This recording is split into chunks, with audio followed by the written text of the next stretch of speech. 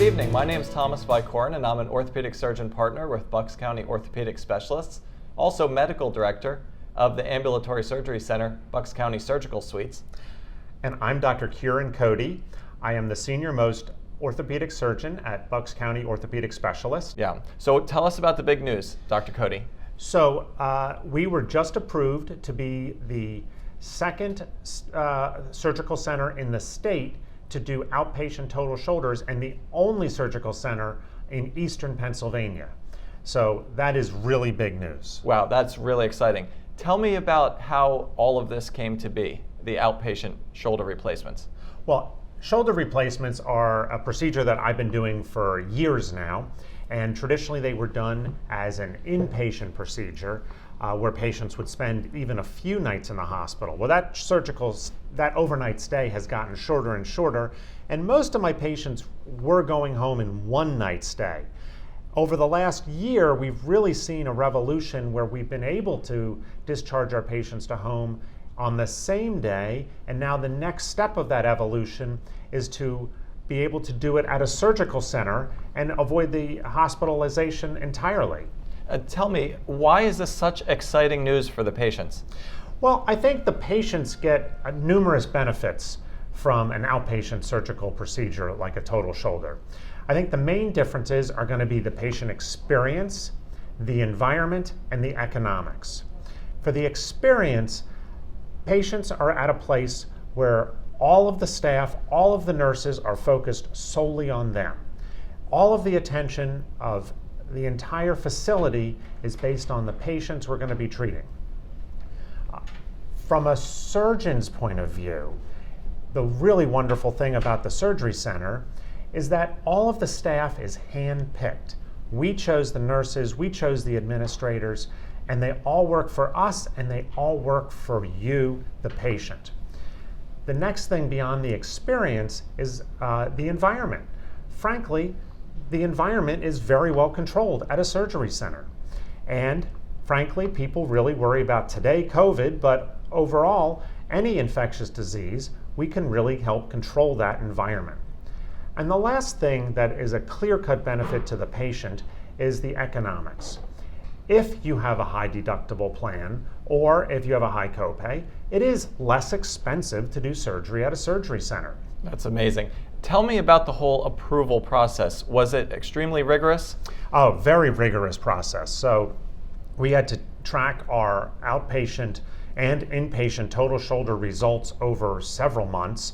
It was 30 patients involved, and we had to track them for the procedure, any complications, the blood loss, the time of the procedure, whether they went home or not, how they did at home, what their post-op rehab was, and we had to have very low blood loss and no complications for all of these patients in order to be approved. Wow, that's amazing. Now, I'm sure a lot of patients are going to want to know about the environment from a medical perspective. The anesthesia, is it all, the same quality or higher?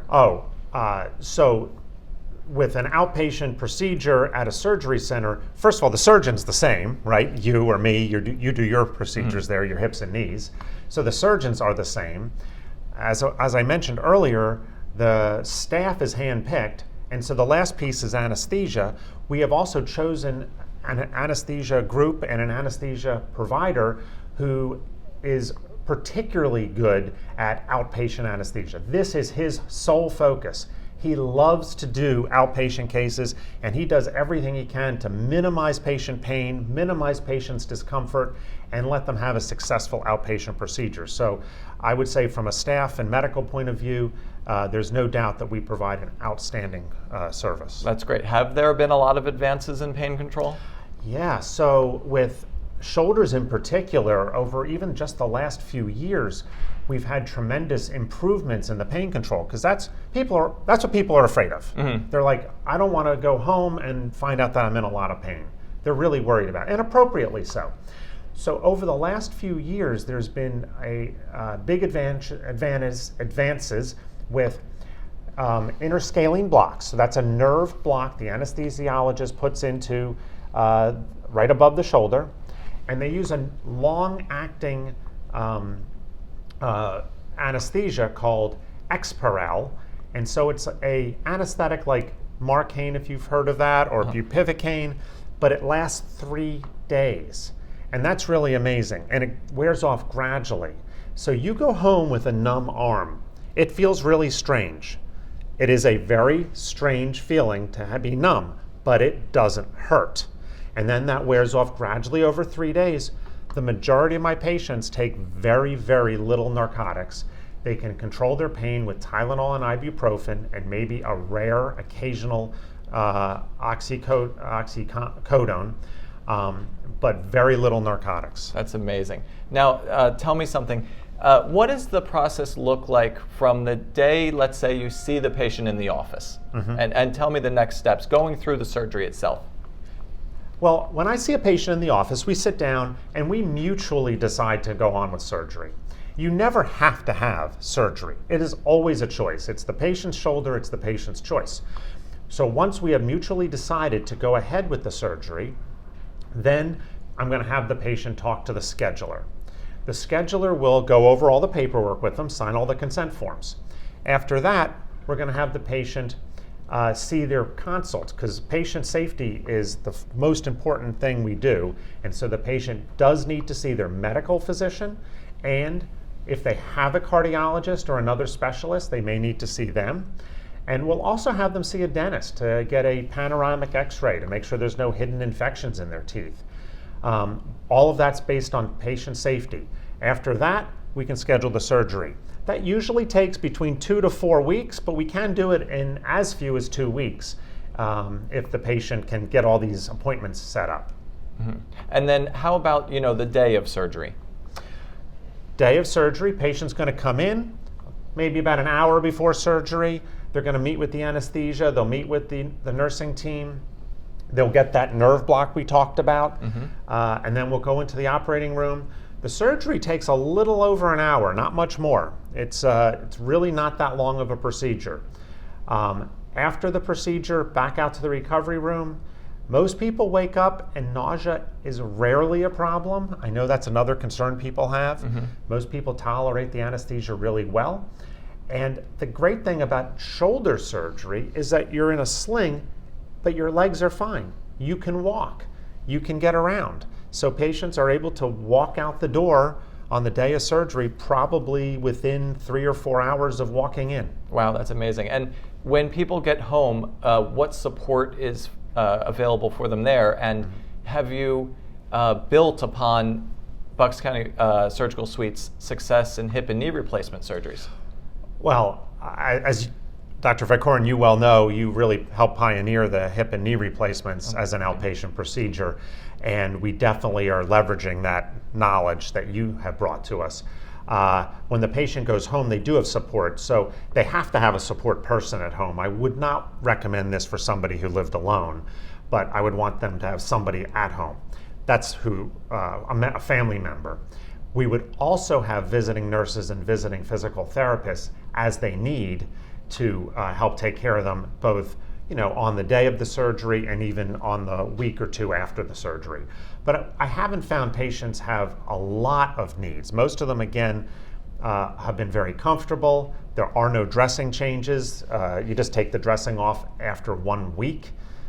You can get the dressing wet, you can shower, and you can walk. So people have really done well with this. Yeah, that's amazing. And how do people, generally speaking, know whether they have a need for a shoulder replacement or if it's their rotator cuff? I think that's very confusing to a lot of people. Well, that's obviously that's part of the office exam. Patients come to see me, and the two main things that I see patients for shoulder problems, the two biggies are going to be rotator cuff tears and arthritis. So a rotator cuff tear, that's a tendon. It covers the top of your shoulder, it gets a tear. Usually those are patients who are at a younger age, typically 40s to 60s, and that's often repairable. I can do a scope, I can put stitches in the rotator cuff, fix it, it'll heal, and then they'll be back to normal. If they've developed arthritis, that's when the ends of the bone wear off and you basically have bone rubbing on bone in your shoulder. Very painful, limited motion. I can tell that with an x-ray or an MRI. Those are the patients who need to have a replacement. Okay, great. And the approval from the state of Pennsylvania, this really pioneering landmark event that we're here to talk about tonight, was it just for a typical shoulder replacement? Because I know there are more than one type. So can you tell us about that for a second? Absolutely. So there's two main types of shoulder replacements. We have an anatomic, and we have a model here of the anatomic shoulder replacement, where we have the ball and the socket right where they would typically be. The ball is at the end of the top of the humerus, and the socket's on the shoulder blade. We also have the reverse replacement, where those two components are reversed. There is a socket on the top of the humerus, and there's a ball on the end of the scapula. That's a lot of technical information, but what it means is that we can treat a lot of different types of shoulder pathology. So if a patient has a rotator cuff tear with arthritis, we're going to move towards the reverse. If the rotator cuff is fine and their only problem is this bone wearing out, then we're going to use the anatomic replacement. We can do both of these at the surgery center. That's terrific. So even though your program is so pioneering with the state of Pennsylvania, you're actually not only approved for shoulder replacement, but you're actually approved for both regular shoulder replacement and reverse shoulder replacement. Correct. We were approved for both procedures, so we could handle almost any shoulder problem that comes our way. Yeah, that's amazing. Yeah. Well, Dr. Cody, I just want to say how much I enjoyed speaking to you tonight. It's fantastic news for the patients. Congratulations. Well, thank you. You're welcome.